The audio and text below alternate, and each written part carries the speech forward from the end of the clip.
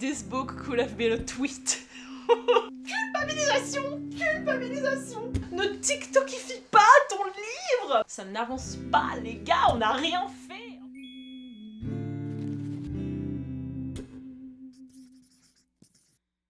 Hello, c'est Estelle et bienvenue dans une vidéo un peu type vlog, un peu type update lecture dans laquelle je vais rattraper mon énorme retard. Vous le savez sûrement, mais Shatter Me, c'est mon tout, c'est ma saga de cœur. Tahare, c'est vraiment ma maman, mon impératrice. Mais je suis un petit peu hypocrite parce qu'elle a sorti 4 livres et bientôt 5 d'une autre saga dont j'ai lu le tome 1 il y a 4 ans et que j'ai malheureusement pas aimé du tout. Donc aujourd'hui je lui donne une seconde chance parce que Estelle, il faut pas abuser, au bout d'un moment il faut lire This Woven Kingdom.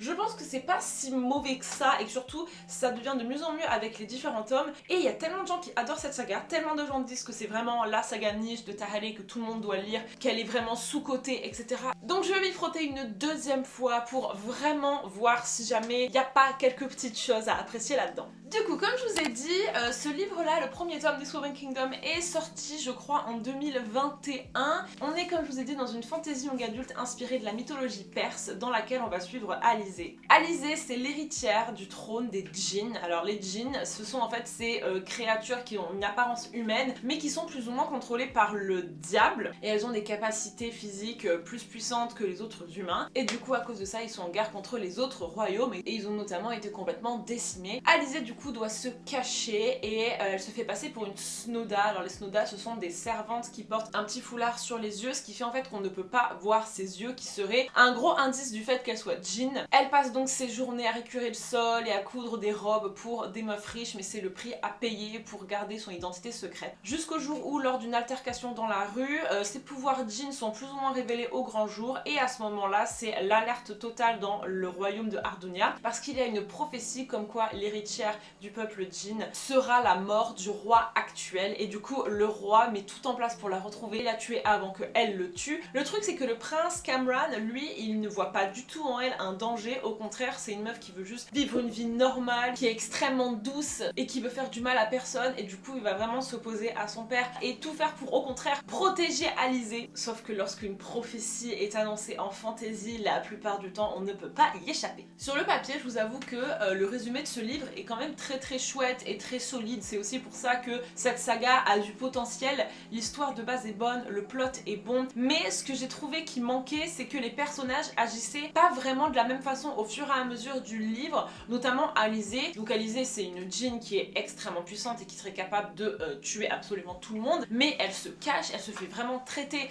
comme de la merde, on va le dire, et au début du livre, elle est tellement discrète que les maîtres et maîtresses l'appellent la petite souris. Mais lorsqu'elle va être confrontée au prince, sa première réaction, ça va être de vraiment le descendre dans 2-3 paragraphes extrêmement longs. Et je me souviens que ce passage, je l'avais vraiment pris de court parce que Alizée, elle avait à peine prononcé 3 phrases depuis le début du livre, et là, elle se tape en fait un énorme monologue, et je trouvais que ça collait pas forcément à son caractère. De plus, ce livre se tient sur vraiment très peu de temps, je dirais 3-4 jours grand maximum. Et Cameron a le temps de rencontrer Alizée et d'être complètement sous son charme, de la vénérer et de vouloir tout faire pour ne pas qu'elle meure, de la protéger, d'avoir de l'attirance pour elle et tout. Il y a certaines personnes qui justement aiment beaucoup cet aspect de dévotion, de oh là là mais pas complètement envoûtée et tout. Mais moi je trouve que c'est un petit peu trop insta-love, même si de manière générale le insta-love ça me dérange pas tellement, mais là en fait lui j'ai trouvé qu'il en faisait un petit peu trop, et surtout c'est quand même une grosse décision d'aller à l'encontre de son père. Toute sa vie en fait il a été élevé avec ça, avec la prophétie, et il a trahi sa famille je trouve assez facilement alors qu'il avait croisé Alizée 2 fois. J'ai relu ce livre du coup cet été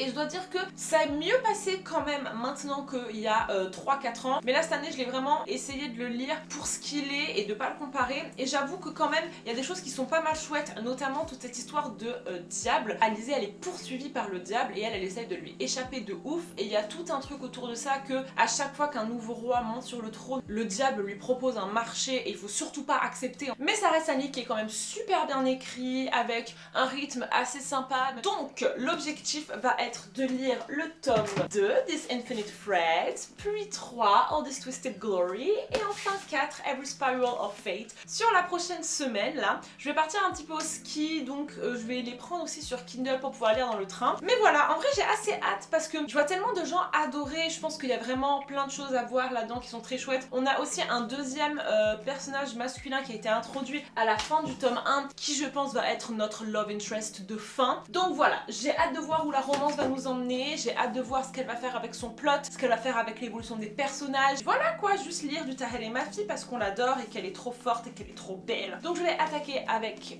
This Infinite Threads, et ce que je ferai c'est qu'à la fin de chaque tome, je vous ferai un petit bilan. Peut-être que si jamais j'ai des choses à dire, je vous ferai un bilan entre, vers le milieu des livres, mais pas tant que ça parce que sinon on va pas s'en sortir, il y en a 3. Donc voilà, c'est parti, je vais attaquer This Infinite Threads et je vous en dirai des nouvelles. Your location, let's focus on communicating, cause I just need the time and place to come through.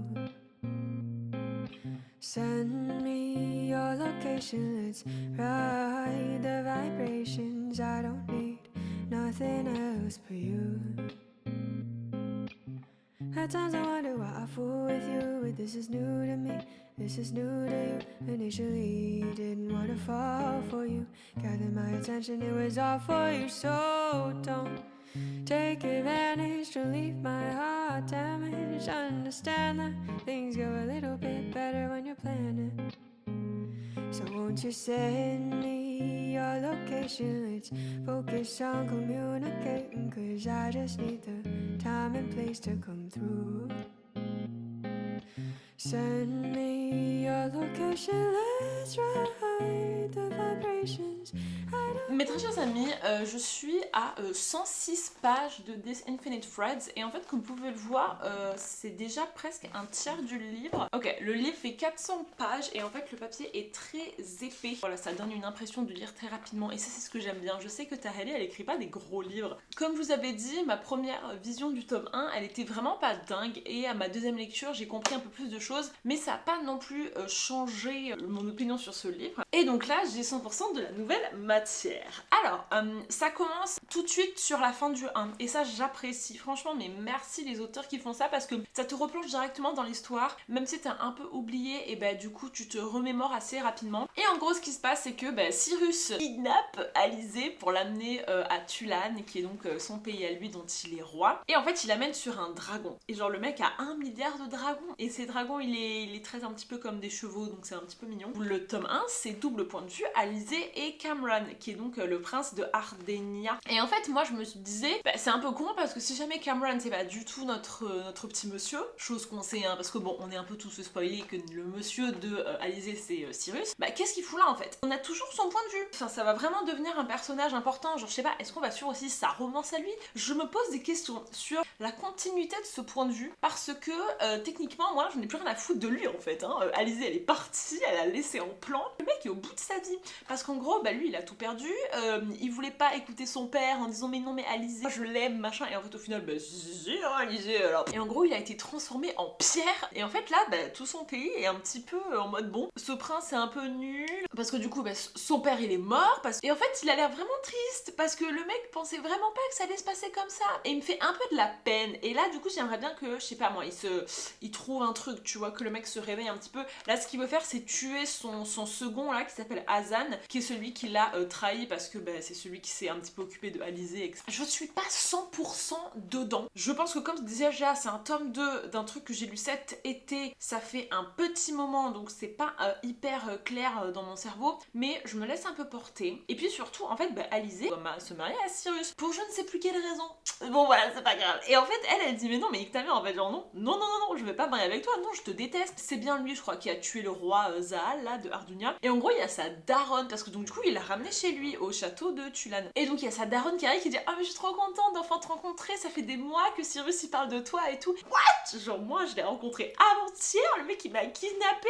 et en fait elle commence à défoncer Cyrus face à sa daronne, et en fait Alizée fait que dire qu'elle va le tuer, en fait elle va tuer Cyrus. C'était un truc que j'avais un peu reproché au tome 1, c'était à quel point Alizée était pas cohérente dans le sens elle parle jamais parce que du coup elle doit cacher son identité etc, et puis là d'un coup elle va se taper un monologue énorme ou alors d'un coup elle va tuer tout le monde. ça faisait un petit peu tout ou rien. Genre elle est violente la meuf, hein, elle fait de la provoque. Et c'est vrai que ça change énormément de son attitude hyper réservée du tome 1. Mais bon voilà, elle va en fait nous montrer qui elle est véritablement parce que du coup c'est une djinn, c'est la reine des djinns. Elle est en train de tomber parce que la meuf s'est jetée dans le vide. Et du coup Cyrus il a demandé à ses dragons d'aller la récupérer. Je ne sais pas du tout si jamais Tahede s'est laissé complètement envoûtée par l'appel du mate, mais je ne pense pas. En fait j'ai pas lu le résumé.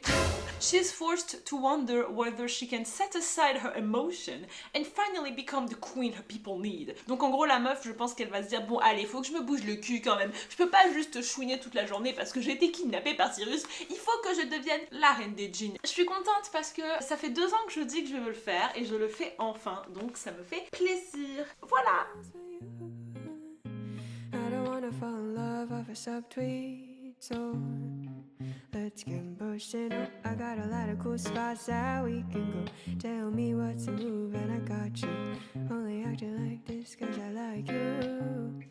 Mes très chers amis, j'espère que vous n'entendez pas trop la pluie derrière moi. J'ai terminé This Infinite Thread tout à l'heure dans le train. Je suis un petit peu mitigée par rapport à cette lecture. Je lui ai mis 3 étoiles, mais je vous avoue que je suis pas non plus 100% emballée et surtout, je commence à voir des défauts qui m'inquiètent un petit peu pour la suite. En fait, il s'est quasiment pas passé grand chose et surtout, l'histoire se tient sur genre 2 jours, même pas. Je me suis rendu compte genre vers la moitié que en fait la journée était toujours pas terminée. Alizée elle fait une remarque en mode oh là là mais c'est pas ce qu'il m'a dit ce matin ou ce matin il était comme ça et je me suis rendu compte que putain mais en fait genre depuis le début on est le matin quoi et du coup ça m'a un peu choquée et le reste du livre se passe sur genre le lendemain donc si on compte ce livre se tient sur 48 heures. Je crois en fait que c'est ça la source de pas mal de problèmes. Tout est extrêmement précipité. La fin du 1, elle se fait kidnapper par Cyrus, ensuite elle arrive à Tulan, et puis là Cyrus commence à lui dire à quel point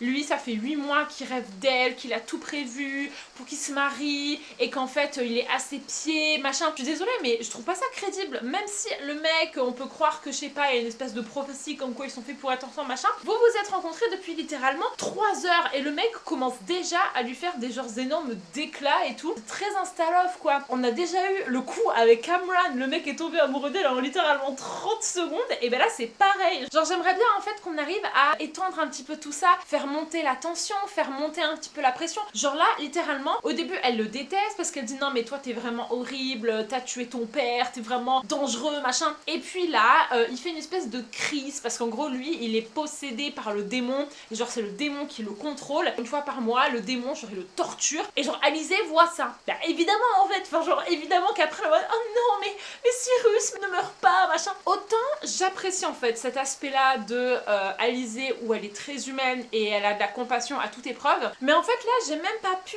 l'apprécier et en profiter parce que elle avait juste l'air un peu débile, enfin pas débile mais hyper impressionnable en fait et surtout hyper influençable parce que elle a changé d'avis en 30 secondes. J'aurais aimé en fait qu'il y ait plus de réflexion, qu'on sente vraiment qu'elle penche d'un côté ou de l'autre. En fait là c'était juste trop facile, elle le déteste, elle le voit en train de crever et d'un coup elle est amoureuse de lui.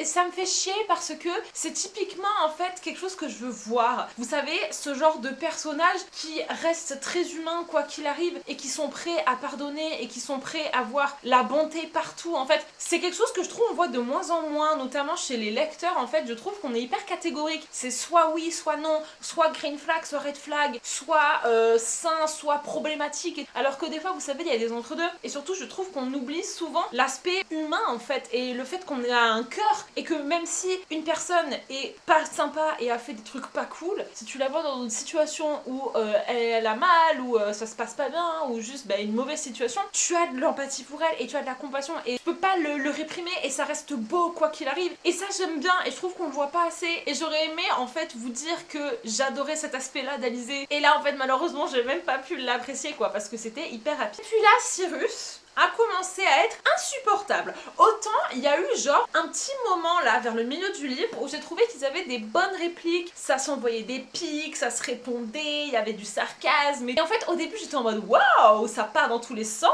sympa les punchlines, j'aime bien et tout. Et puis après je me suis rendu compte qu'en fait on est tombé dans le piège de punchline, punchline, punchline, punchline. Tahede non, ne tiktokifie pas ton livre. ça, je le vois, je trouve de plus en plus, vu que évidemment on fait de la promo de livres sur TikTok, que ce qui marche le plus c'est des TikTok où tu mets une citation avec une chanson. Et ben en fait j'ai l'impression que les auteurs cherchent à mettre des phrases dans leurs livres qui savent qu'ils pourront ensuite avoir une trend TikTok. Un petit peu comme dans les chansons maintenant, genre maintenant on cherche la trend TikTok parce qu'on sait que c'est comme ça qu'on va faire monter la hype. Cyrus, des fois, il disait des trucs qui, ça crevait les yeux que c'était pas naturel et ça crevait les yeux que c'était la phrase punchline que Taheleh elle voulait que tout le monde répète. Ça en fait j'aime pas sentir que les personnages, ce qu'ils disent c'est calculé, parce que quand tu parles, tu réfléchis pas quand tu parles, tu vois, genre moi là je suis en train d'inventer ce que je suis en train de dire en même temps que je vous le dis, j'ai pas mon texte de préparé, et les personnages dans le livre n'ont pas leur texte de préparé, donc si jamais ils sortent punchline sur punchline sur punchline, au bout d'un moment ça fait trop en fait préparé, et le but c'est que ça soit pas préparé, c'est que ce soit authentique en fait, et là Cyrus,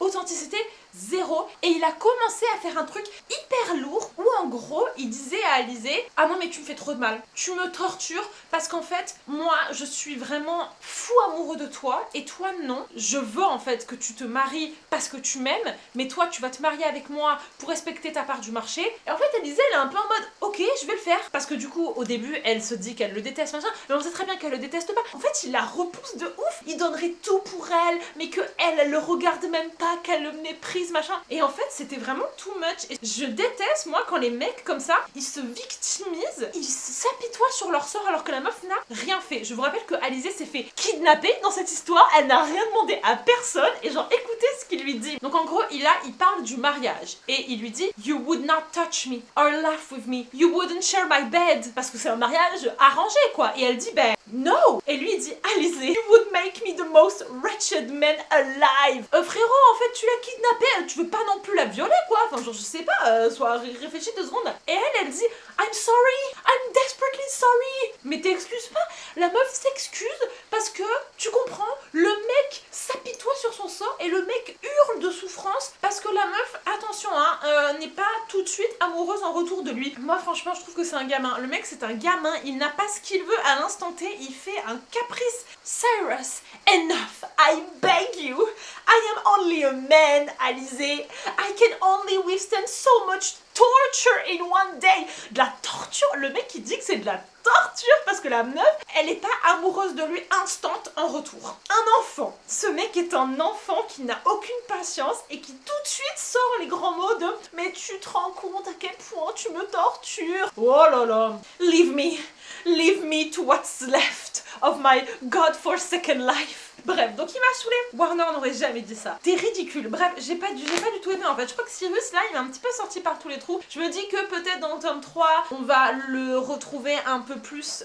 charismatique comme au début du tome 2. Je ne sais pas, on verra bien. Et puis de l'autre côté, on a Cameron et toute la petite équipe là. Et eux, au début, je vous disais que je savais pas trop à quoi ils servaient. Et en fait, j'aime bien parce que ils amènent une autre dynamique. Ça fait un peu fan family. C'est des personnages qui sont assez différents, qui ont un peu rien à faire ensemble. On a Miss Huda qui était la meuf pour qui Alizée faisait des robes en secret. On a Omid qui est le gars que Alizée elle a plus ou moins sauvé dans le tome 1. Et puis on a Dean qui est l'apothicaire, c'est le mec qui a soigné les mains de Alizée dans le tome 1. Et on a Hazan. Lui pour le coup c'est le seul personnage que j'ai bien aimé et que je trouve il a vraiment un potentiel. Le second en chef de Cameron dans le tome 1 qui est du coup un djinn et qui cachait le fait qu'il était un djinn et que quand Alizée elle a débarqué il a tout fait pour la protéger. Et du coup Cameron pensait que Hazan l'avait trahi. Mais en fait non, c'est juste que en fait il soutenait Alizée quoi. Et ils ont un moment trop drôle où il est en prison, Hazan, Cameron arrive et lui dit j'ai pas envie de te tuer mec, putain, dis-moi que t'as pas tout orchestré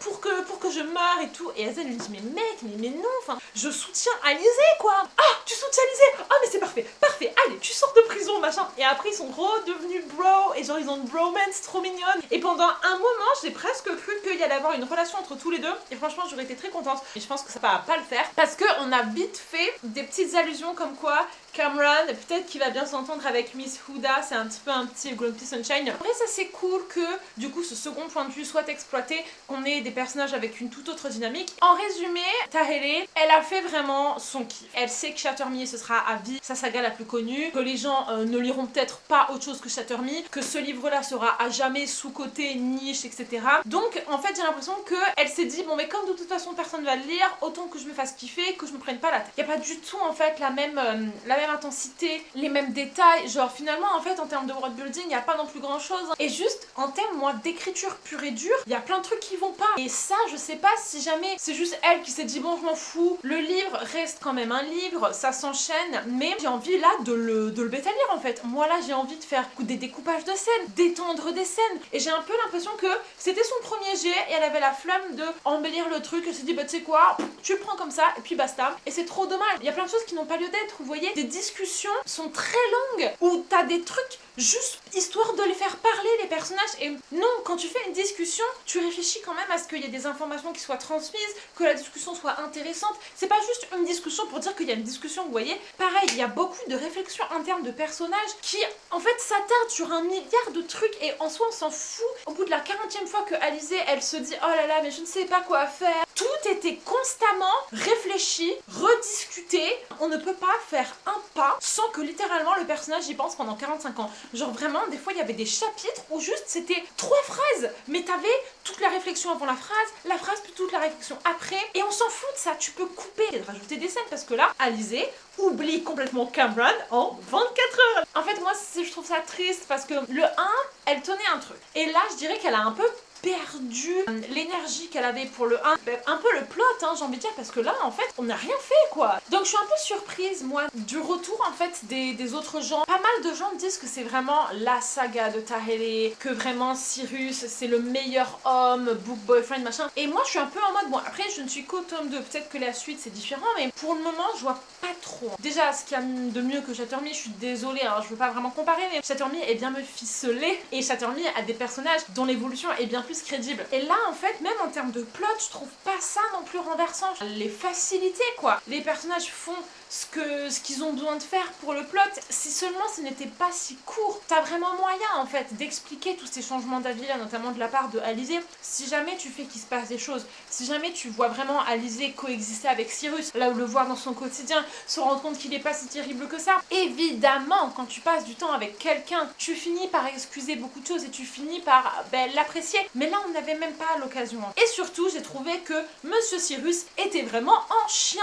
Monsieur Cyrus voulait baiser Madame Alizée tout le temps. Première fois qu'il la voit c'est oh my god, nanana. Genre elle arrive, et je sais pas pourquoi, elle a une robe complètement transparente, et il est en mode oulala je vois tous ses seins là à travers sa robe et tout, et je sais pas en fait, je trouvais qu'il manquait vraiment d'élégance ce Monsieur Cyrus. Toutes les punchlines comme je vous dis là, les grandes citations qui sont censées nous montrer à quel point c'est du slow burn machin, moi ça me fait rien, presque trop pis, dans le sens où c'est plein de scènes qui sont censées nous faire ressentir quelque chose, parce que tu penses qu'en les mettant dans une certaine situation et en les faisant dire certaines phrases d'un coup ça va déclencher en fait un truc de ouf, mais il y a beaucoup plus que ça, vous voyez, il suffit pas de suivre la recette, il faut rajouter un peu de magie, il faut rajouter un petit peu d'authenticité, il faut mélanger en fait, vous voyez, et là j'ai vraiment senti qu'elle a casé des trucs, et il n'y a pas vraiment de lien qui a été fait. Voilà, c'est tout ce que je voulais vous dire.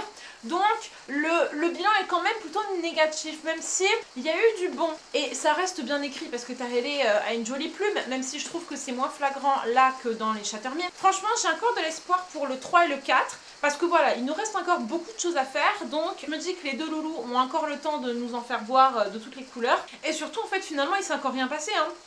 Franchement il s'est pas passé grand chose dans ce tome, donc j'ai hâte de voir où est-ce qu'ils vont nous emmener, et puis enfin voilà, moi je vous dis ça, je suis très critique, mais je suis quand même un petit peu attachée à Madame Alizée et Cyrus, j'ai envie de voir leur romance évoluer, j'ai envie de les voir s'embrasser, voilà, il y a quand même cet aspect là de romance qui fonctionne. On va donc enchaîner avec le tome 3, All This Twisted Glory, qui fait aussi je pense 400 pages, oh parfaitement 393 pages, là, donc il est aussi gros que le tome 2, les pages toujours aussi épaisses, et je ne sais pas, est-ce qu'il va voir le mariage? But despite their best efforts to despise each other, Alizée and Cyrus are drawn together over and over with an all-consuming thirst that threatens to destroy them both. Oulala, caliente. En vrai, j'ai bien envie de les voir tous les deux là, se rouler des pelles et tout, ça peut être drôle. Je vais donc attaquer celui-là demain, je pense, et je vous en dirai des nouvelles.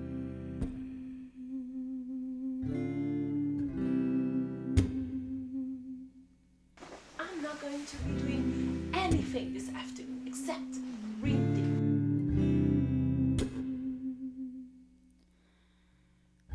Boys working on empty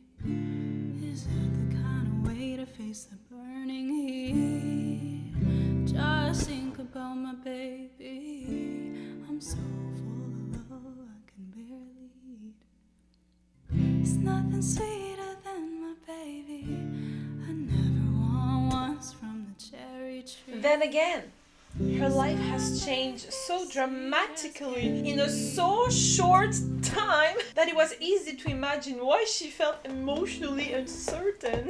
Bon les gars, j'ai lu une bonne moitié là cet après-midi, je suis arrivée à la partie 2 et ça me fait rire parce que on n'est même pas à la fin de la première journée. 24 heures ne sont même pas encore passées. Je pense que celui-là va être moins bien que le 2 malheureusement parce que je me rends compte à quel point elle parle pour juste parler et elle étend ses scènes juste pour étendre ses scènes. Ça m'a fait vite fait penser à l'époque de Molanta où en fait vu qu'on voulait mettre un maximum de mots, on décrivait un peu tout, on rendait chaque scène très très longue, tous les dialogues on les allongeait de 4, 5, 6 répliques et ça fait un peu effet télé-réalité, vous savez, où chaque échange prend 3 chapitres parce qu'en fait t'as la réaction de l'un, puis un dialogue de l'autre côté, puis oh c'est réflexion. Et je vous jure qu'on a eu tout un chapitre de Cyrus où le mec est en train de courir. Le mec est juste en train de courir et en fait t'as tout son cheminement de pensée. Et en fait au bout de la 40e fois où il te dit non mais Alizée, je dois la tuer parce qu'elle est trop dangereuse pour moi, je la désire tellement que c'est dangereux machin. We get it bro. Like à un moment donné moi j'ai envie que tu me dises autre chose et surtout j'ai envie que ça avance et là du coup ça n'avance pas. Ça n'avance pas les gars, on n'a rien fait. En fait là Cameron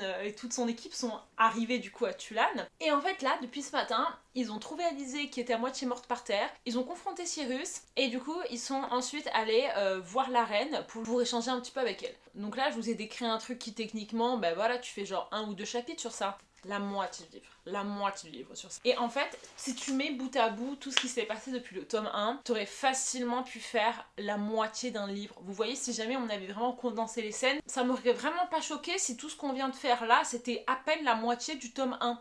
Ou peut-être aller à la fin du tome 1. On n'avance pas suffisamment pour être satisfait en terminant le livre, vous voyez, surtout quand là ça dure littéralement 24 heures. Genre, les gars, je pense que ce livre va durer 24 heures et ça va être hilarant parce que c'est littéralement ce que j'ai écrit dans ma review Goodreads. Et puis là, depuis le début, il n'y a eu aucune interaction du coup Alizée-Cyrus. Je mens pas, il n'y a eu aucune interaction Alizée-Cyrus, à part que Cyrus a eu un rêve érotique sur Alizée. Les discussions là de groupe entre Cameron, Ouda, Omid et Hazan, ça me fait penser aux discussions dans la saison 5 de Stranger Things où en gros ils font exprès de tout expliquer et de répéter et de tout surjouer pour être sûr que le lecteur comprend. Mais qu'est-ce qu'on va bien pouvoir faire? Ah mais je sais pas, il y a forcément un piège. Mais qu'est-ce que ça peut être le piège? Oh mais si c'était ça.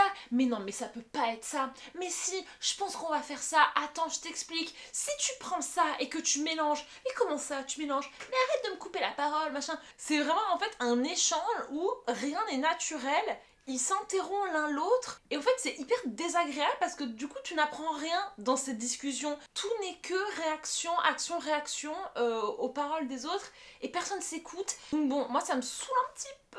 Je vais terminer ça ce soir je pense, en fait ça se fait très très vite hein, clairement. Je vais vous avouer que au bout de la 40e fois que Cyrus il blablate dans sa tête sur à quel point il est amoureux mais qu'il peut pas être amoureux machin, je passe un petit peu, je lis un petit peu en travers. Là je veux juste savoir si Alizée va... qu'est-ce qu'elle va faire quoi? Va-t-elle se marier? Ne va-t-elle pas se marier? Tout est possible, je ne sais. Cameron est devenu complètement con.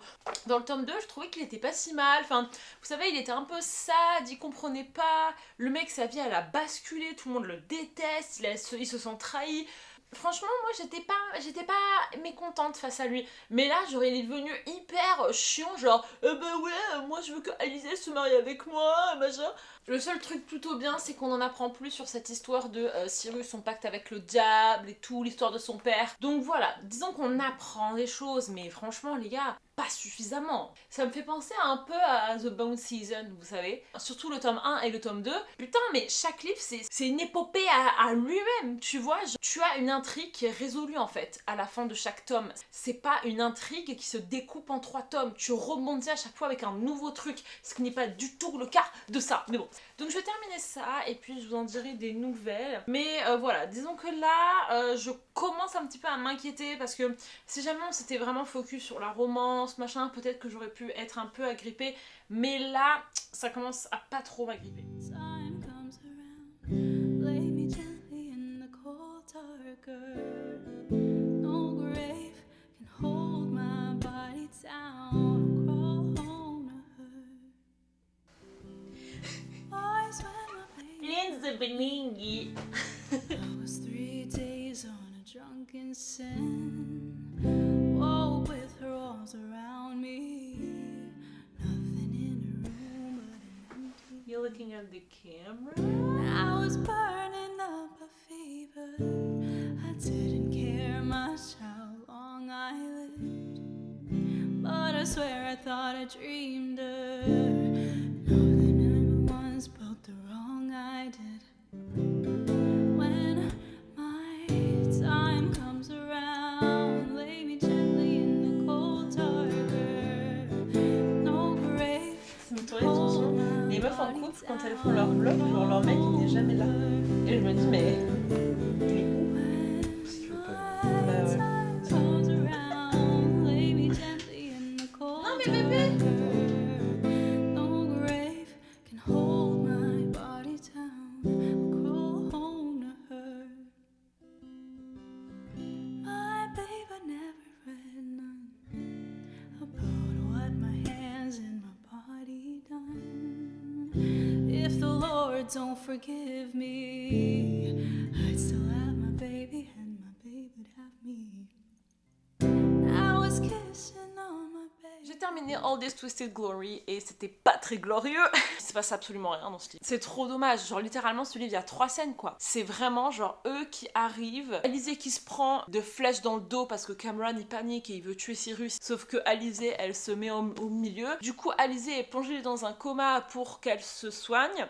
Et quand elle se réveille, hop ils font le blood oath. C'est 3 scènes les gars. C'est 3 scènes mis bout à bout. Alizée a été consciente pendant moins de 24 heures. La première moitié, ça se passe littéralement sur une matinée, début d'après-midi. Ensuite, elle est dans le coma et elle se réveille. En l'espace de 2 heures, la meuf commence le blood oath. J'ai eu pas mal de TikTok de gens qui sont en mode oh oui, bring back the yearning, bring back the slow burn. Ce n'est pas slow burn, c'est une fausse saga.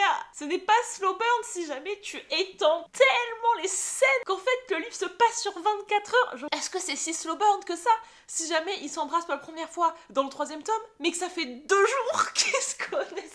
Je ne suis pas certaine. Ce livre en fait nous donne des impressions de beaucoup de choses. Une impression de slow burn, une impression de yearning. Mais en fait tout est extrêmement rapproché. Genre là, elle revoit Cameron dans celui-là. Elle est là, donc littéralement ça fait 4 jours qu'elle l'a pas vu. Je crois que je suis passée à autre chose. Je crois qu'on est vraiment plus fait pour être ensemble.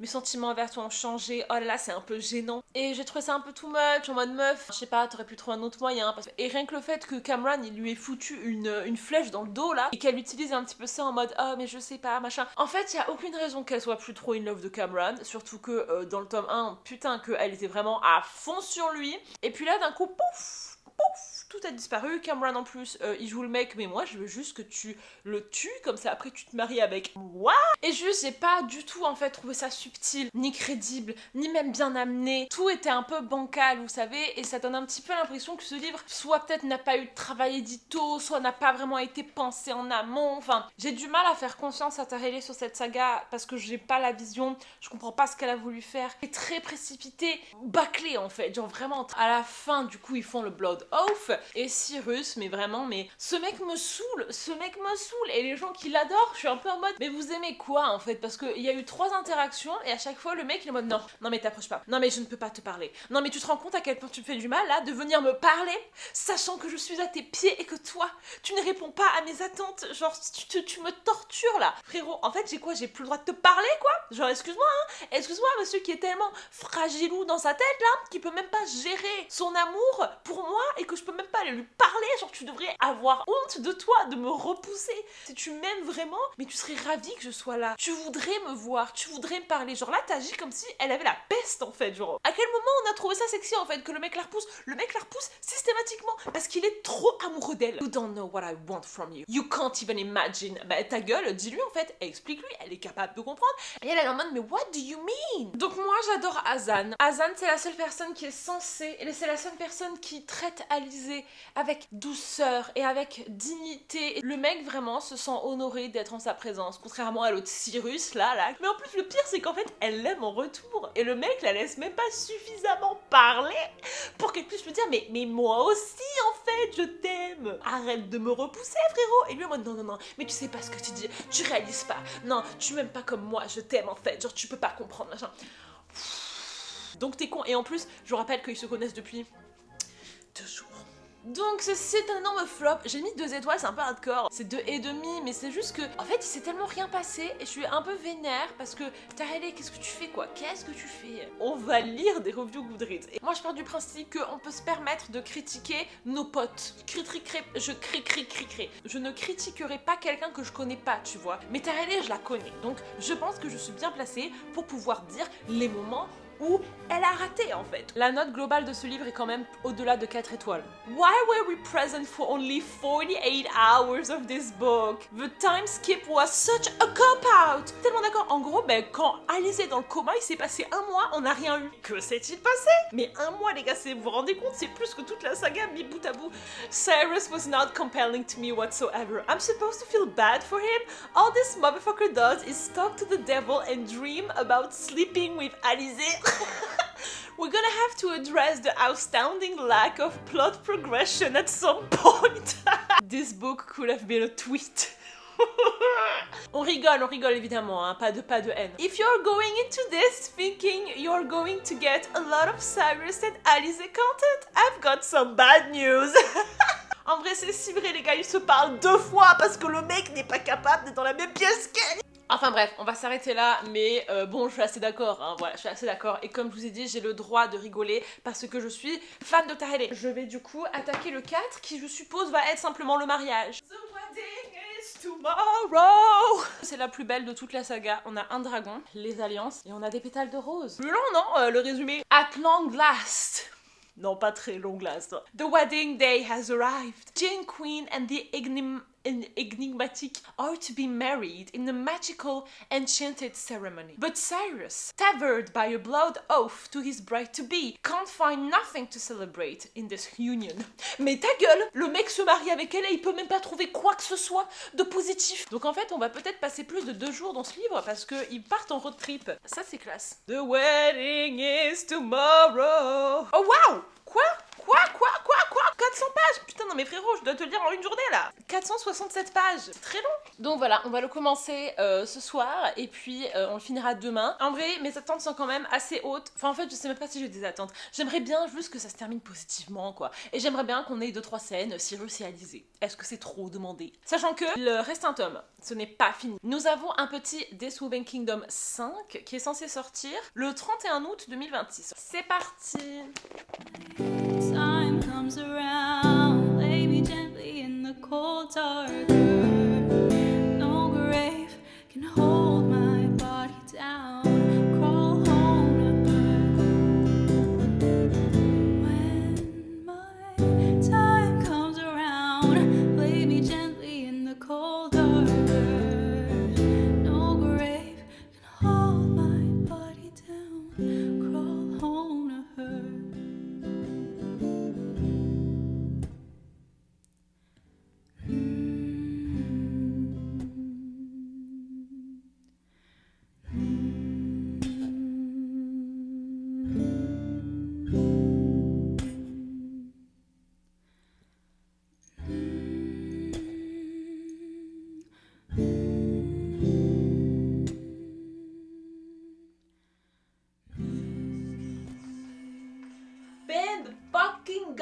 My shit, I'm gonna lose my shit. Tu vois Cyrus, c'est ça ton problème. If you have mercy enough to think how I might suffer in your absence, I wonder that you do not have mercy enough to imagine how I might suffer in your presence.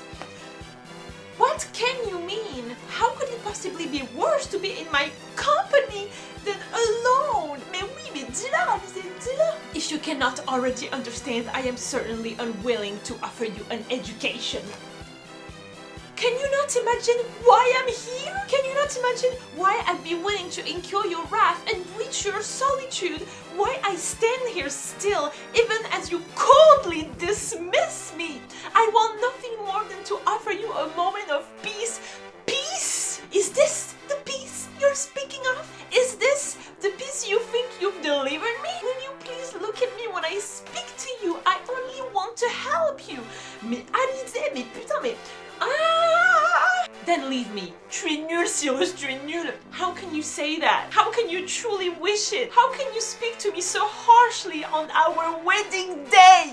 Parce que c'est leur putain the wedding night et que le mec n'est pas capable d'être minimum gentil. Non, mec, enfin tu te rends compte là de ce que tu fais, à quel point tu lui parles giga mal et que elle est amoureuse de toi, putain, genre si tu l'as laissé parler plus de 2 minutes. You ask too much of me, Alizé. Homme faible, homme pas capable. You don't know your own power. I truly believe you act out of ignorance, for you are too tender-hearted to be so cruel. Ah, je le déteste. Le mec lui dit non mais t'es tellement ignorant, tu te rends pas compte de ton pouvoir en fait. Ben toi en fait tu te rends pas compte de ta faiblesse. What more will you demand of me? Mais juste tout simplement de lui parler. Was my kingdom not enough? Was my blood not enough? Il la culpabilise alors qu'elle est juste amoureuse de lui. Il lui fait payer en fait à quel point il est amoureux d'elle. Il veut même pas la regarder dans les yeux. Tellement dramatique alors que c'est un connard. Alizé has fallen to her knees before him. Le mec n'est pas capable d'avouer ses sentiments et il te fait passer pour la méchante. Alizé, I'm sorry. Putain non mais elle redit I'm sorry. Mais arrête de t'excuser. I'm so sorry for what I've done to you. Tu n'as rien fait. Mais à quel moment on se retrouve à devoir s'excuser quand la personne tombe amoureuse de nous et elle n'est même pas capable de gérer ça? For the tragedies I've delivered you, tu as été kidnappé. I'm sorry, I can't do more for you. Non, c'est faux. Tu veux faire plus. Tu lui as cousu un putain d'ensemble pour son mariage. C'est lui qui n'accepte rien venant de toi. Tu fais tout ce que tu peux, ma belle. T'en fais des tonnes, mais il n'accepte rien. I'm sorry, I brought you nothing but pain. Et ce n'est pas toi qui lui apporte du fucking pain, là. C'est le diable, ok? C'est Iblis. Please, I beg you, forgive me. Mais à l'aide. Le mec est égocentré, en fait. Genre, j'en peux plus. Oh le bâtard. Regardez ce qu'il ose dire. What are you doing? Why did you cry for me? Why do you apologize? I'd sooner die than bear the weight of your tears. Culpabilisation. T'as pas intérêt à pleurer pour moi. T'as pas intérêt parce que moi je meurs en fait. Si tu pleures, je meurs. Tu te victimises systématiquement. Arrête de pleurer alors qu'il y a 30 secondes, elle faisait que lui dire mais s'il te plaît, mais écoute-moi et tout. Tu as déclenché ses larmes et au lieu de toi t'excuser et au lieu de toi t'agenouiller devant elle et la prendre dans tes bras, tu lui fais payer en fait le fait qu'elle pète un câble. You owe me no apologies. Eh ben oui, effectivement oui. I am but the devil's parasite. Non, te dédouane pas. Responsabilise-toi mec. Ce n'est pas l'heure d'accuser le diable pour toutes tes actions. Tu es responsable, tu as ton libre arbitre. Qui les interrompt là? Qui est suffisamment con pour les interrompre? C'est une discussion importante. Barrez-vous là. Elle s'en va. La discussion a été coupée en plein milieu. Les gars, j'en ai ras le bol. Je n'ai pas la force mentale pour devoir éduquer un homme non humain, Jean, d'un autre continent. Vraiment que quelqu'un m'explique à quel point ceci est sexy. Que quelqu'un m'explique à quel point un mec comme ça est attirant. Le mec est incapable de faire le moindre pas vers elle. Le maître est incapable de prendre n'importe quelle responsabilité. Je vais me calmer. Cela fait 4 heures, je me suis calmée, il est temps de terminer ce livre. En vrai, j'ai un peu hâte d'en avoir fini avec ça. Le titre de cette vidéo, ça va être « Je lis des Woven Kingdom et c'est de pire en pire ».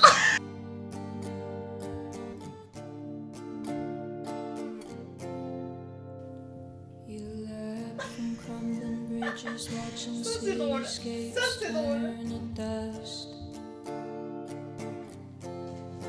Les gars, mais moi je préfère Cameron en fait. Finalement, est-ce que Cameron est une si mauvaise option? Got the music in you, baby, tell me why. Got the music in you, baby, tell me why. You've been locked in here forever and you just can't say goodbye.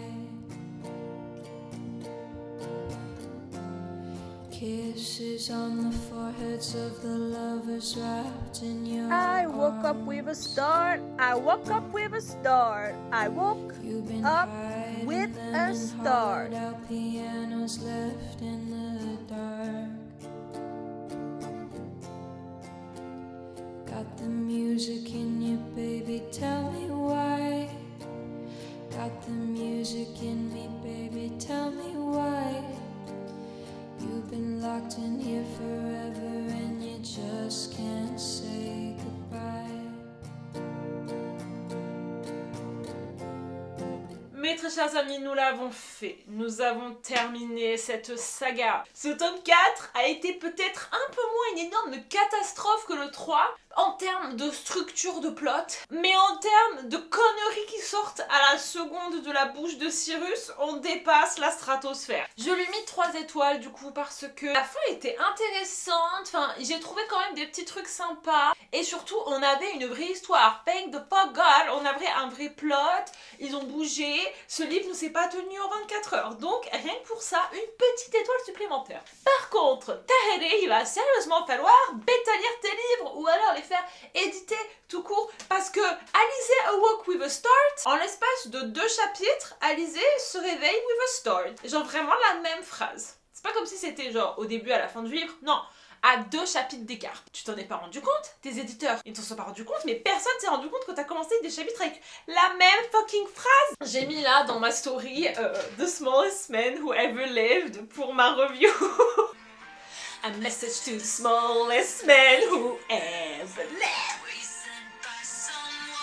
Monsieur Cyrus, je vous ai joué du coup leur échange absolument insupportable ce matin et en fait ça ne s'est pas amélioré, hein. Le mec littéralement a fait que répéter à quel point c'était une poussie. Ah oui, il dit « You're not my wife », genre tu n'es pas ma femme, alors qu'ils viennent de se marier, elle en mode « What? How is this different ?» Et lui, il continue de la prendre pour une conne. If you were truly my wife, you would know the difference. Donc le mec insinue qu'elle est complètement conne. Mais non, c'est juste qu'en fait, le mec ne veut pas dire I love you. Il est vexant, culpabilisant, agressif, blessant. What? Et Alizé, mais vraiment, mes petites choupinettes, elle est en mode But what does that mean? Genre, mais dis-moi frérot, mais pourquoi tu veux pas me dire? Et lui dit Stop, don't do this. Mais je te pose une question, frère, je te pose une question. I don't care to have this discussion. Elle essaye, hein, elle rappe Let's find a way forward. Mais Alizé, ton mec, il se poussit. If you cared for me, you would spare me this torture. Oh là là là là là là là. Donc voilà, Cyrus, je crois que j'ai jamais vu un mec autant tourner en boucle, mais en boucle, pendant 3 tomes. Le mec n'avait qu'une phrase à la bouche, c'est celle-là. Stop torturing me, leave me alone. If you really understood, you would not ask this question. Et moi j'ai une question sérieuse à vous poser, parce que Cyrus là qui dit que son amour le consume si fort machin, tu as parlé quand à Alizé en l'espace de ces 3 tomes? Quand est-ce que tu as eu un moment de qualité avec elle en l'espace de ces 3 tomes? Moi je vais te répondre 0. Ah putain, ah oui, écoutez, le mec dit à un moment donné, j'ai pris en photo, No man alive has ever loved a woman the way I love you. Alors bah si c'est le cas, putain, je suis un peu inquiète sur l'avenir de l'humanité.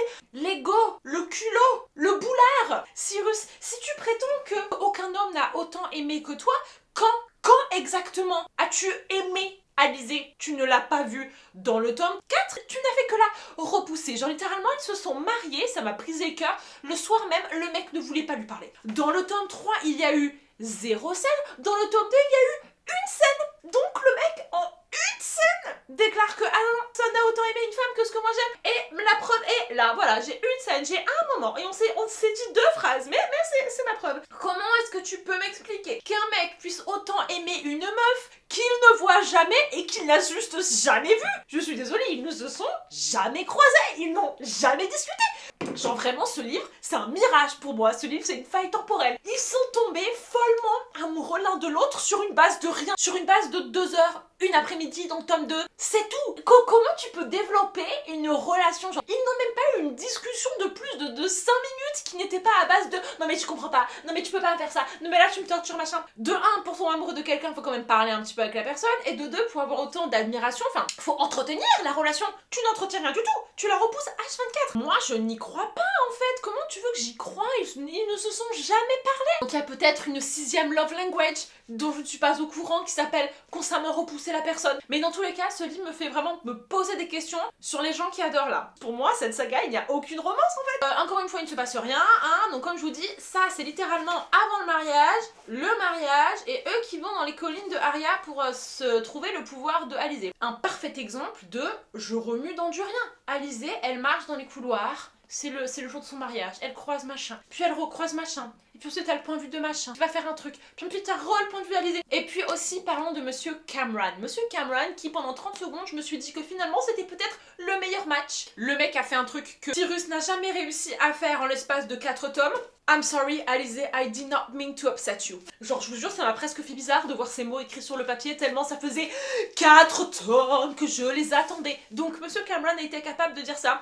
Cyrus n'a jamais été capable de dire ça. Donc finalement, est-ce que Cameron n'est pas un bon parti? Moi, je pense que oui. Mais le seul problème, c'est que Tareileh a vraiment dit, bon alors Cameron, ce sera le mec chiant. Dès qu'il peut dire un truc pour rappeler que, attention, je suis le mec chiant, on va le lui faire dire pendant le mariage, enfin tout le temps, dès qu'il y a une remarque à faire en mode ah là là, non mais Cyrus, c'est vraiment pas une bonne personne, non mais vraiment Alizé, tu devrais te marier avec moi, ha ha ha ha ha, et bah il fait cette remarque. Chose que je peux comprendre, hein, parce que quand tu vois Cyrus à côté, moi aussi en fait, je me dirais que franchement, c'est une honte que Alizé soit pas avec moi. Et j'ai vu quelqu'un qui disait ça sur Goodreads et je suis assez d'accord, c'est que Tareileh, elle est obligée de vraiment dégrader de ouf Cameron pour que à côté Cyrus, il ait pas l'air si con. La fin était un petit peu intéressante, comme je vous ai dit, parce que il y a eu un truc fun avec le démon. C'était le seul truc cool, je crois, de cette saga. Le seul truc où je me suis dit, ah, smart, ça c'est intéressant. Voilà, il y a un tome 5.